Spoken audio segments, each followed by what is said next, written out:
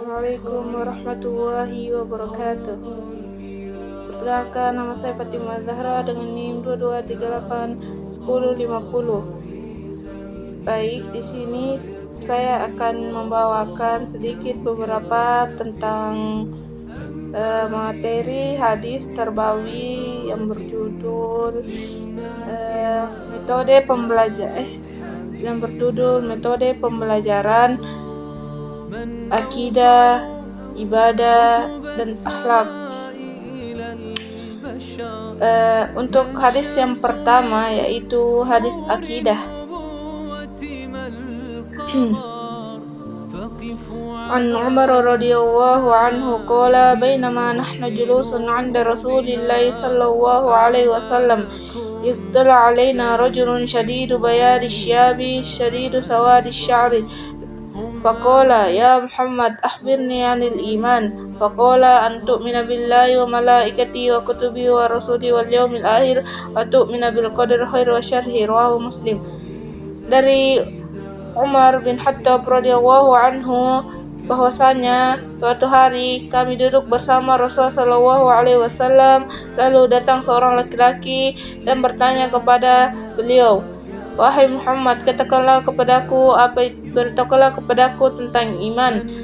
Rasulullah sallallahu alaihi wasallam menjawab, "Iman adalah engkau beriman kepada Allah, malaikat-malaikatnya, kitab-kitabnya, rasul-rasulnya, hari akhir, dan engkau beriman kepada takdir baik dan takdir buruk." Hadis riwayat Muslim. Dalam hadis ini menjelaskan rukun iman secara langsung, bahwa secara langsung dari Nabi Muhammad SAW. Ia menjadi pedoman utama dalam pendidikan akidah yang harus diajarkan sejak dini. Akidah dalam Islam merupakan pokok ajaran yang dikenal dengan akidah dalam Islam adalah pokok ajaran yang harus diyakini dan diterima dengan sepenuh hati. Akidah yang benar adalah dasar dari segala amal perbuatan seorang muslim. Tanpa akidah yang benar, ibadah dan akhlak seorang tidak akan bermakna. Sementara urgensi dari akidah itu sendiri, yakni akidah adalah pondasi utama dalam Islam.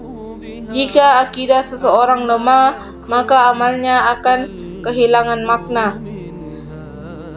Akidah Islam terdiri dari 6 pokok ajaran yang dikenal sebagai rukun iman, yaitu beriman kepada Allah, yakni meyakini adanya Tuhan yang Maha Esa dan hanya Allah lah satu-satunya Tuhan yang berhak disembah.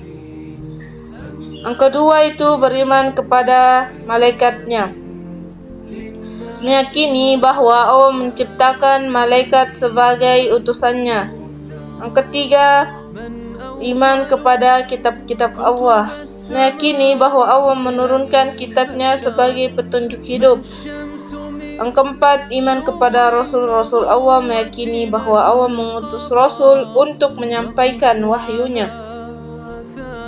Yang kelima, iman kepada hari kiamat atau hari akhir, yakni meyakini adanya kehidupan setelah mati dan hari pembalasan. Dan yang terakhir, keenam, iman kepada takdir, meyakini bahwa segala sesuatu yang terjadi sudah ditentukan oleh Allah Subhanahu wa taala. Pendidikan akidah bertujuan untuk menanamkan keyakinan yang benar dan kuat kepada siswa agar mereka dapat menjalani kehidupan sehari-hari dengan sesuai dengan ajaran Islam. Mungkin itu pendidikan tentang akidah. Untuk materi ibadah, yaitu dalam hadis bunyal Islamu ala qala Rasulullah sallallahu alaihi wasallam bunyal Islamu ala khamsin. Dan Rasulullah sallallahu alaihi wasallam yang berkata, Islam dibangun di atas 5 pilar ibadah. Dalam hadis ini menunjukkan bahwa sholat, zakat, puasa, haji adalah bagian dari integral dari Islam yang diajarkan dalam pendidikan. Ibadah dalam bahasa Arab berasal dari kata abada yang berarti tunduk, patuh, dan mengabdi. Dalam konteks Islam, ibadah segala bentuk penghambaan diri kepada Allah yang dilakukan dengan penuh kesadaran, ikhlas, dan mengikuti tuntunan syariat. Ibadah mencakup tidak hanya ritual agama, tetapi juga segala aktivitas yang dilakukan dengan niat untuk mendekatkan diri kepada Allah. Sementara itu, urgensi dari ibadah itu sendiri, yakni ibadah merupakan sarana penguatan hubungan antara manusia dengan Allah. Tanpa ibadah, iman akan lemah dan akhlak akan mundur. Tujuan ibadah dalam Islam antara lain yaitu mendekatkan diri kepada Allah, di mana ibadah merupakan sarana untuk mencapai kedekatan spiritual dengan Allah, menjaga dan meningkatkan ketakwaan. Karena melalui ibadah seorang muslim dapat menjaga dan meningkatkan ketakwaannya kepada Allah Subhanahu wa taala, mendapatkan keberkahan hidup. Ibadah yang dilakukan dengan ikhlas dapat mendatangkan keberkahan dalam kehidupan dunia dan akhirat, serta menjadi pribadi yang baik. Karena ibadah mengajarkan kita akan nilai-nilai moral dan etika dalam membentuk karakter seorang muslim.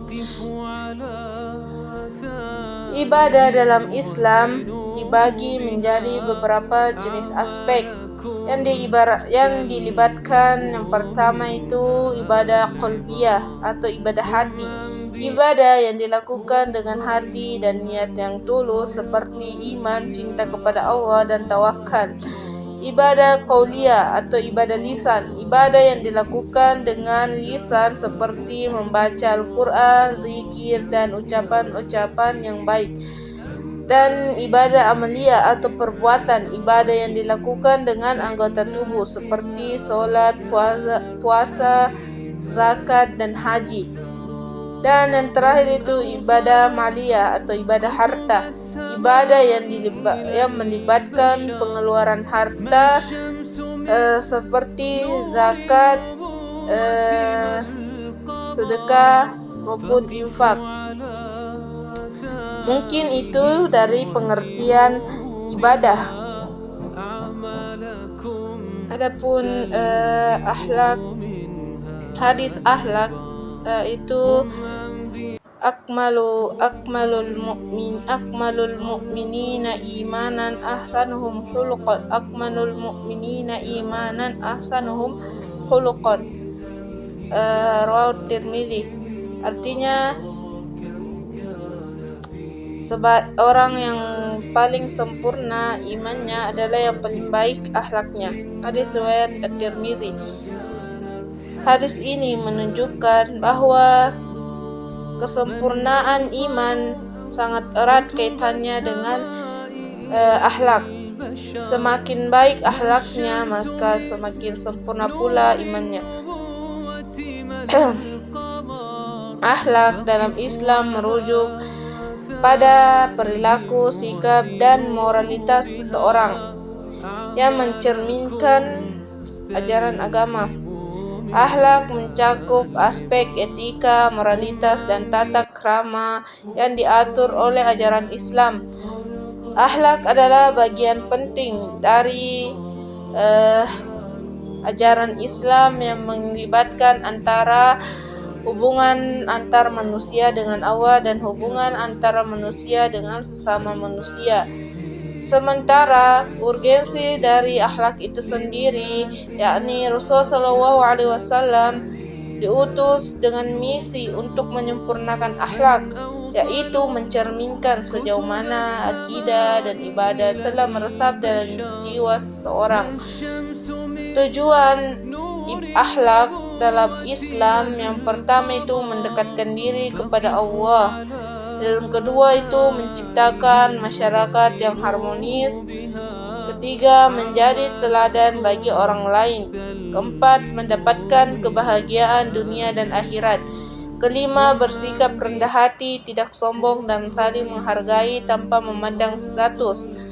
Keenam, menepati janji, memenuhi janji yang telah dibuat dengan orang lain dan tidak mengingkari. Ketujuh, memberikan bantuan kepada yang membutuhkan.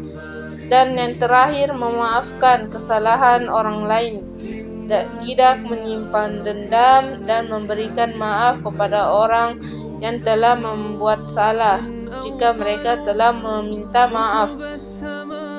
Adapun jenis akhlak dalam Islam yang terbagi menjadi dua. Yang pertama, akhlak terpuji, akhlakul karimah. Akhlak terpuji adalah segala bentuk perilaku dan sikap yang baik sesuai dengan ajaran Islam. Akhlak terpuji mencerminkan sifat-sifat yang mulia yang seharusnya dimiliki dan diamalkan oleh setiap muslim. Ada beberapa contoh akhlak terpuji. Yang pertama itu jujur atau as-sidik. Yang kedua itu rendah hati, tawadu, dermawan atau suka memberi dan membantu sesama, pemaaf, adil dan menepati janji serta saling menghormati orang lain. Adapun yang kedua itu akhlak tercela atau akhlakul mazmumah. Akhlak tercela dalam bentuk perilaku dan sikap yang buruk yang bertentangan dengan nilai ajaran Islam. Akhlak ini harus dihindari dan dijauhi oleh setiap muslim. Ada beberapa contoh akhlak tercela. Pertama itu dia suka berbohong, berkhianat, sombong atau takabur, iri hati dan dengki, marah jika mengeluarkan kata-kata atau tindakan yang merugikan orang lain karena dia emosi, kikir atau tidak mau berbagi, dan tukang fitnah, menyebarkan informasi yang tidak benar untuk merugikan orang lain, mencuri atau mengambil hak orang lain, dan mengadu domba. Dan terakhir, gibah atau mengunjing. Mungkin hanya itu yang bisa saya sampaikan tentang